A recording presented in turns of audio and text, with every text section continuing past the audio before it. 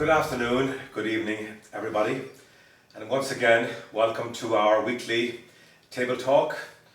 So blessed to have many wonderful guests over the last several months since its inception in January of 2021.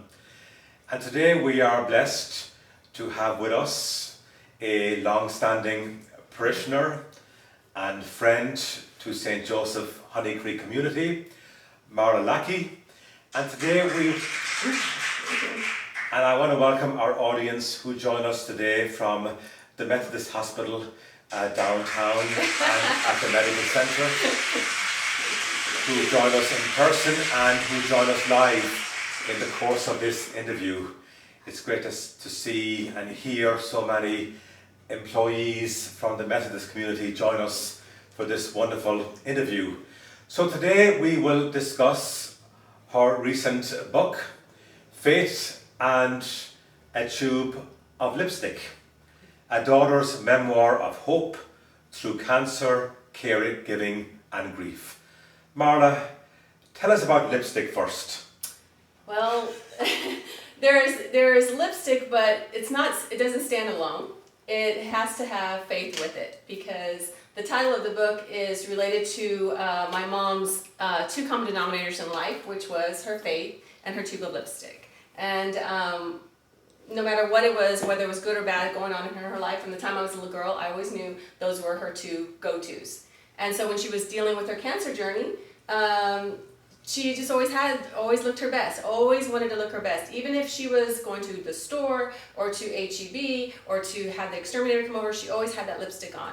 And of course, her faith always got her through. So when she was going through her cancer journey, there was this very frail, pale lady that came up to her, a sickly patient, and had said, "Hey, ma'am, every time I see you, you always look so good. What is your secret?" And my mother pulled out her lipstick and said, "Faith and a tube of lipstick."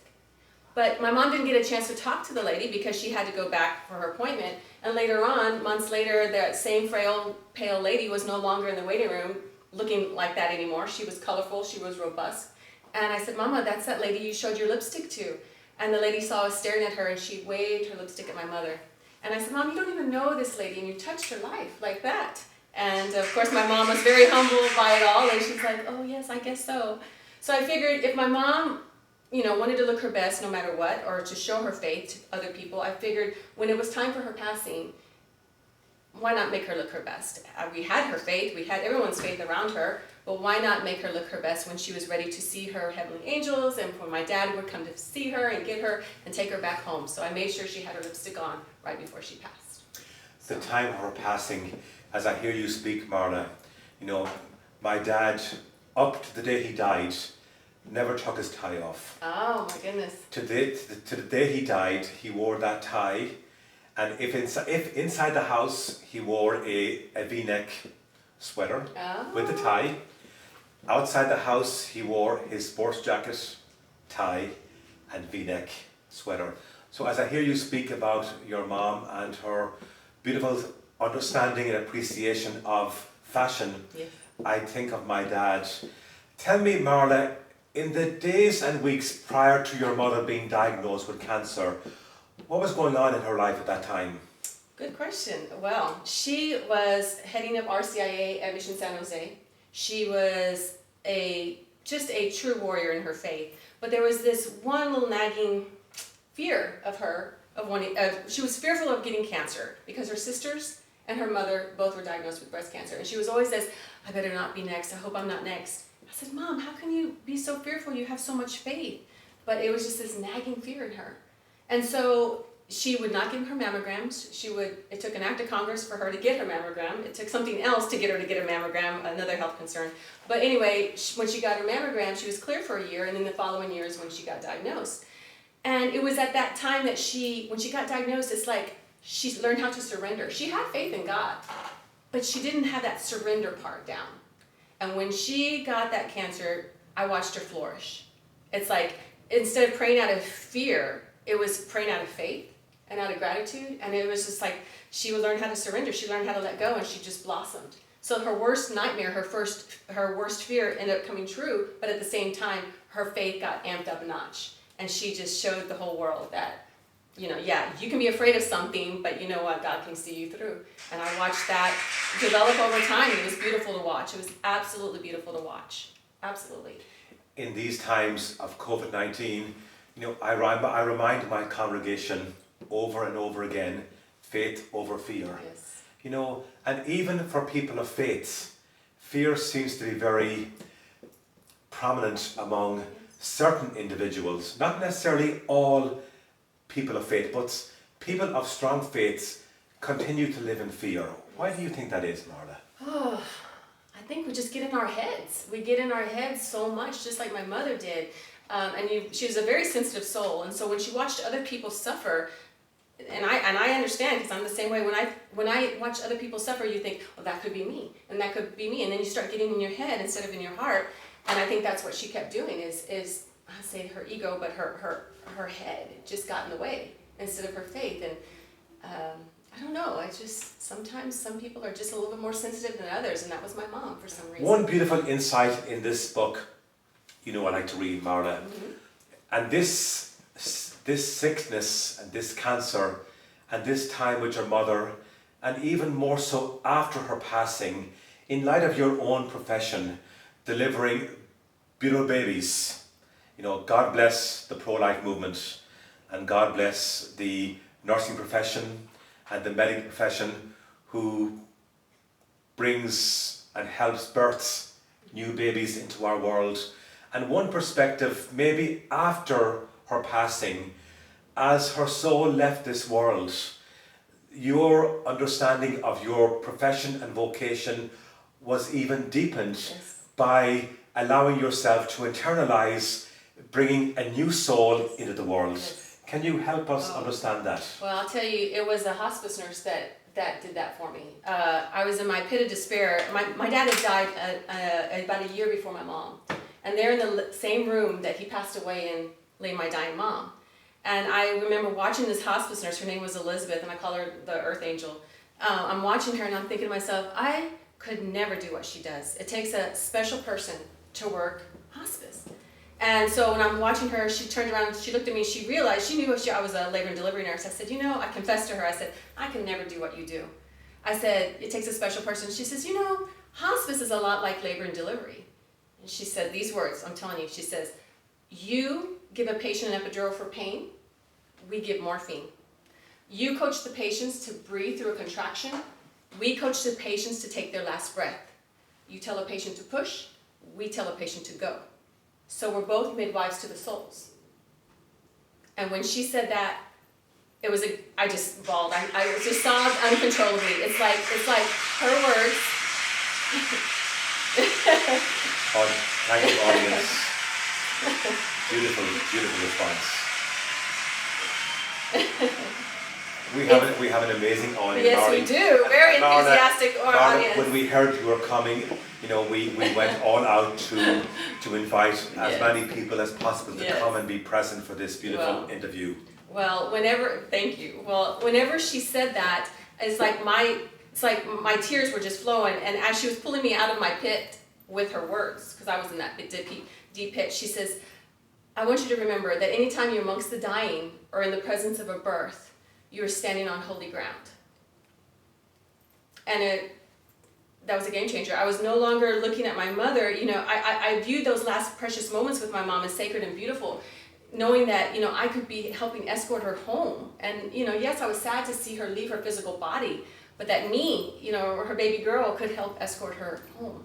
And it was her words that was a game changer for me, and just understanding that death can be beautiful, and that you can be the midwife of the soul to those people that you are with. And so now when I'm working on labor and delivery, I'm the same way. I look at these souls coming in and I think of Elizabeth's words, and it definitely has changed the way I feel. I've been doing nursing almost 30 years, and it's been 10 years since I heard those words of Elizabeth, and I'm telling you, it has changed the way that I view work. Do you keep in contact with Elizabeth? No, I don't. I just met her one time during that season of my mom's, and that was it. I wish I could go back and thank her for what she did for me, but words are powerful. Her words were very powerful. And words are powerful. And as I hear you speak, midwife of the soul, I hear Bishop Fulton Sheen speak. Mm-hmm. And that's a very similar language and theology he puts out there.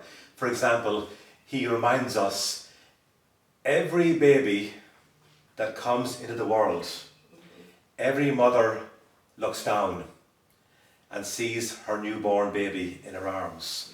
But Mary, the Mother of God, is the only woman and mother who looked up because she saw heaven in her arms. Oof. Wow. And when you experience language put out by this midwife in question, and you hear language put out by a wonderful theologian like Bishop Sheen, it helps bring clarification. It brings almost motivation to our own respective professions and vocations, to even appreciate those professions even more. You know? And I'm sure, in light of you hearing those words, you have shared those words with many a person moving forward. Yes. In fact, I speak with new residents, new nurses that come in with mindfulness in healthcare. I always share with them that story because I want them to understand the blessing in that. And so yes, I do. I share that story with them. Marla, looking at the time when hospice was present with Mom and you observing hospice, can you speak to the joys and the challenges that you observed, with hospice right in the middle? Oh my gosh, it was amazing. It was just a whole new language for me, And when I would watch them, the physical part, okay, her coloring is going bad, her heart rate's lowering, all the physical stuff was great, helped us to prepare. But at the same time, to, like I said, escort her home, to all the things that was her favorite things in life, we showered her with at the end, so she had certain prayers, so we'd said the rosary before she passed away, she had the Divine Mercy playing in the background. We had pictures of the Sacred Heart on one end, and we had Mother Mary on the other end, and no matter where we turned her from side to side, if she were to open her eyes, she would find comfort in the images of our beloved Mary and Jesus. And so we just I just learned so much that whatever they loved so much on earth right before they passed away is to shower them, at the end, and that was just one of the things that really, really helped us. It not only helped my mom, like when she turned her head, or my dad when they turned her head to see the pictures, but those of us who were in the room waiting, we had comfort around us. It was like feeling like we were in church, we had that comfort of those images and the sounds and the things that help keep us grounded so that we can tend to them in the most beautiful way. As families, come together to discuss the future of a loved one, and yet not able to let go, or even not able to make that decision to acquire hospice. Any guidance there, Marla? Yes, well, we were there. I remember, a few of my siblings and family members like, no, don't do that. We're not time yet. Mama can fight. Let him keep fighting. But at the same time, this is a gift, the hospice, to have free services, to have, access to pain medicine and to die with dignity, and to die with relief of pain is just such a gift. And so it had to take some education. It's not a way of giving up on our loved ones. It's not giving up. It's a way of comforting them. It's a way of letting them die in comfort. That's a gift back to them, And so I think a lot of it is education, And Marla, it is a common pattern for me with every guest present to task them with a project for a new week or a new month. So maybe in time when COVID is finally eliminated from our world, maybe we could have a workshop with you as a guest speaker to help families understand the essence of hospice and the gift and the generosity of hospice for loved ones, present and future. I would love that. I would love that. Question, Marla. What was Mom's favourite colour of lipstick, and what brand of lipstick did she like? I have it written down. It's a L'Oreal. It was a L'Oreal brand, and it was a mica color. In fact, I have it on right now. And it was a little shade of pink. And my mom was never into this red, fancy-dancy, look at me. It was just this very subtle, let me just look my best, and it was just a very subtle, nice mauve pink. And it was absolutely beautiful on her.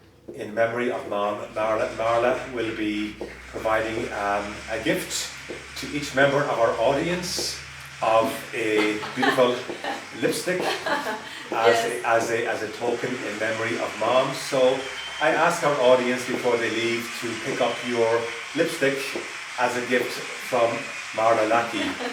Also, folks, as you know, Faith and a Tube of Lipstick is now on Amazon.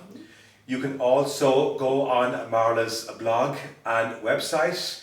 If you need additional information as to how to do that, please call our awesome Rose Mendes, who is in charge of social media and IT at our church office, and she will guide you in acquiring and purchasing this beautiful reflection and book by Marla, Faith and a Tube of Lipstick.